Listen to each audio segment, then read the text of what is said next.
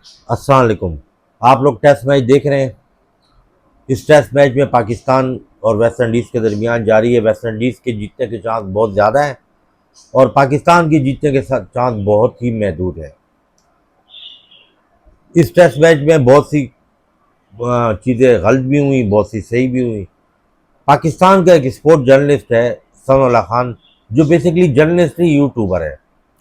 उसने पाकिस्तान की टीम बनाई थी कि पाकिस्तान की टीम में 7 तक उसने बैटिंग की थी और कहा था कि आप 3 पेसर और एक स्पिनर के साथ जाएं और आगा सलमान तो बॉलिंग कर लेता है 5वां। उसकी टीम के मुताबिक मोहम्मद अली, मोहम्मद अब्बास, और वो कह रहा था कि इसको उस्मान के साथ आमिर जमाल को आप इंडक्ट करें क्योंकि आमिर जमाल की पेस 140 है तो वो प्रॉब्लम क्रिएट करेगा, वो बहुत जो है रिवर्स स्विंग करेगा। ओए तो 2 मीडियम पेसर आपके पास होने चाहिए, तो एक पेसर होना चाहिए।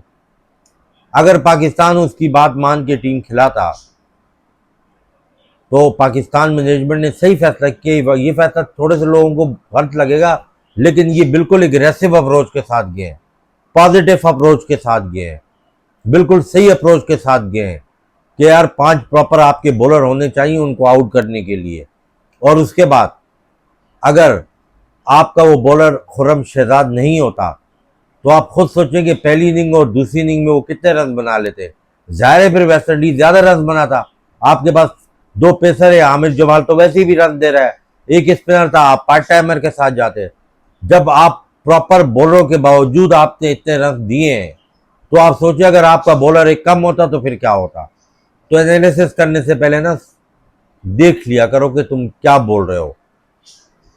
मैच से पहले जब टॉस हुआ तो दोनों कप्तानों से पूछा, उन्होंने कहा हम पहले बैटिंग करना चाहते थे। यानी इस बात से ये चीज वाज़ेह हो गई है कि चौथी इनिंग में पिच मुश्किल होगी, डिविएशन करेगी, बॉल ऊपर रहेगा, बॉल नीचे रहेगा, बैट्समैनों को खेलने के लिए आसानी नहीं होगी।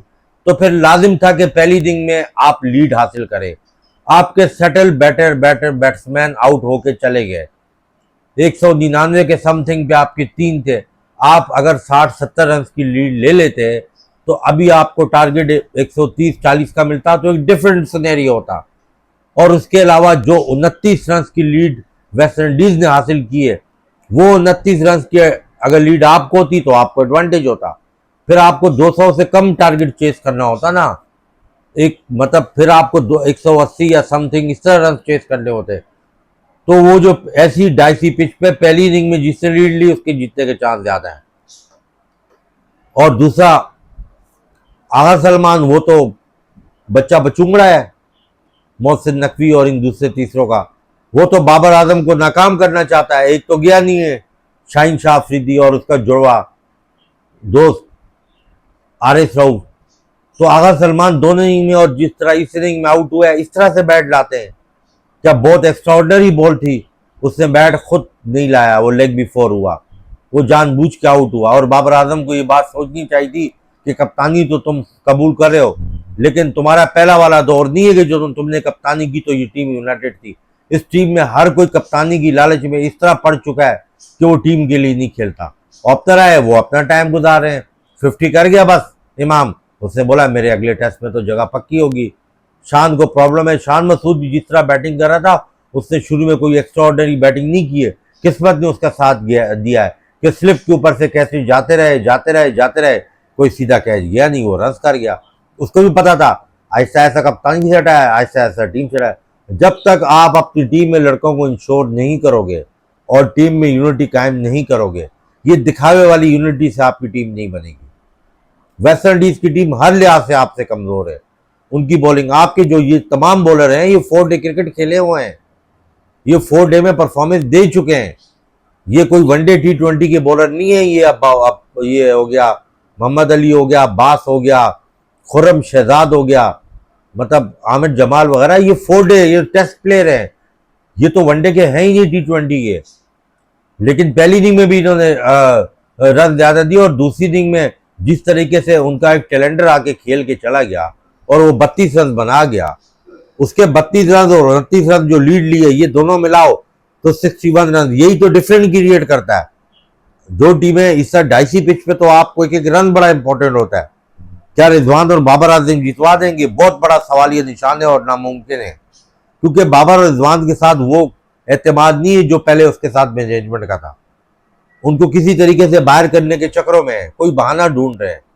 और ये टेस्ट मैच जो भी हारेंगे इसका सारा मलबा इन्हीं पे आएगा, बाकियों पे नहीं आएगा। आगा सलमान बरीउल जिम्मा, इमाम बरीउल जिम्मा, शान मसूद बस एक 100 कर गया ना, अब 4 टेस्टों में भी नहीं चलेगा वो बरीउल जिम्मा। वो दूसरा ओपनर तो यंगस्टर है, उसको तो आप मार्जिन देना पड़ेगा। बांग्लादेश की बॉलिंग अटैक और वेस्ट इंडीज के बॉलिंग अटैक में तो फर्क है ना, जाहिर है उसको तो आपको मार्जिन देना पड़ेगा, उसको तो मजीद आपको चांस देने पड़ेंगे। वो तो आप सवालिया निशान नहीं उठा सकते ना उससे। तो थोड़ा सा पहली इनिंग में जब आप सेटल थे, आपने थोड़ी सी, आप देखो आपकी विकेटें गिरी हैं तो आप एग्रेसिव अप्रोच, नीचे के टैलेंटर तो आपके किसी काम की नहीं है, किसी काम की नहीं है आपके नीचे वाले। ये आमिर जबार ऑलराउंडर इसको बोलते हैं, ग्रेव्स ऑलराउंडर है, जिसकी आई थिंक सो कि उसे डबल 100 किए हुए हैं, कई फाइफर लिए हुए हैं। यानी ये प्रॉपर ऑलराउंडर है, यानी वेस्ट इंडीज का ऑलराउंडर आपके ऑलराउंडर से बेहतर है। आमिर जबार बॉलिंग में एक्सपेंसिव, आमिर जमाल को एक विकेट नहीं लेनी थी, इसको 3-3 विकेटें लेनी थी इनिंग में, 2-2 3-3 विकेटें लेनी थी। 35 से 40 रन उसको करने हैं, उसकी ड्यूटी है, तब उसको आप ऑलराउंडर कहोगे, वरना वो भी टैलेंडर है।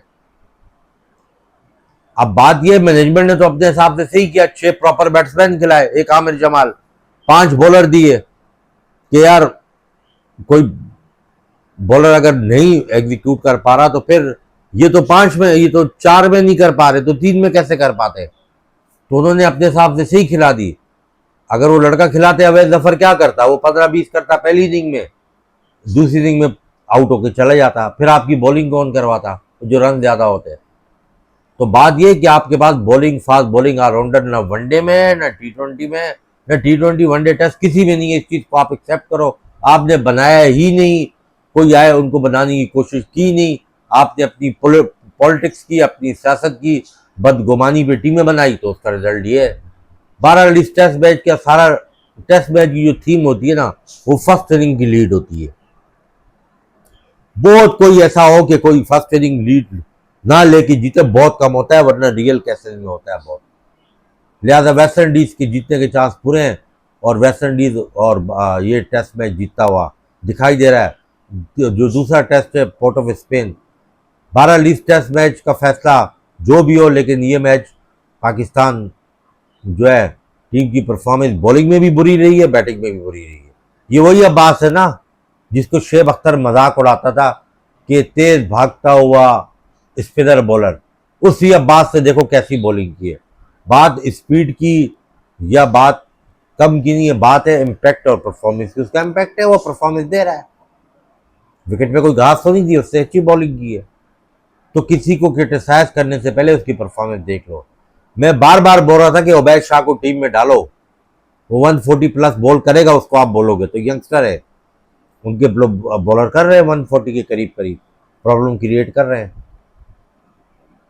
बहरहाल नेक्स्ट कंटेंट में किसी और टॉपिक पे बात करेंगे और आने वाली क्रिकेट पे भी बात करेंगे।